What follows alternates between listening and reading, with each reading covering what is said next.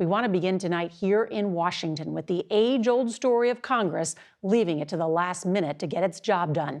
Tonight, the issue is a potential government shutdown Friday night and the decision to fund Ukraine or risk an international fiasco. There are some new developments today after an intense Oval Office meeting with President Biden and congressional leaders.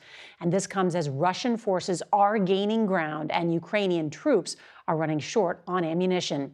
CBS's Charlie D'Agata is on the ground in Ukraine to give us the scope of why the aid is so pressing. Good evening, Charlie. Good evening to you, Nora. We visited many frontline towns since this war began, and troops are always jittery. But today, there was a real sense of fear mixed with frustration. The Russians are on the move, and there's a genuine sense and a concern that Ukraine just doesn't have the weapons to stop them. Following the relentless bombardment in the battle for Bakhmut, Russian troops repeated those brutal tactics in the recent capture of the city of Avdiivka.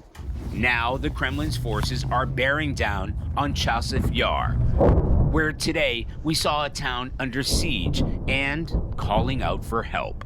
The writing is literally on the wall here, and the message couldn't be clearer. We are not asking too much. We just need artillery shells and aviation. We'll do the rest ourselves. Hardly a building has been left untouched after months of shelling, but soldiers say the past few days has seen an increase in the ferocity of the offensive. The exchange of fire is non-stop. You can hear the explosions. It's hard to tell whether that's incoming or outgoing, but we're within easy reach of Russian artillery and mortars. Chasiv Yar sits only around 6 miles west of Bakhmut and north of Avdiivka, cities that have become long-standing symbols of Ukrainian resolve, but were ultimately unable to withstand Russia's sheer number of forces and firepower. Ruben Sarakanian is a soldier with the 5th Assault Brigade. Right now, we're facing problems with artillery shells, he said. We rely on the support of the United States. We're facing problems, and our men are dying.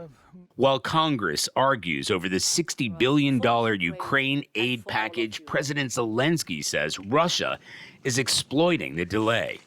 The vast majority of residents have already abandoned this place. Some may feel the West has abandoned them. Soldiers repeat the most pressing need is artillery, Nora, that they simply cannot fight Russia toe-to-toe. They won't say how much longer they can hold that territory with the stocks they have left, but warehouses are already running empty. Charlie D'Agata with that reporting from the front lines. Thank you.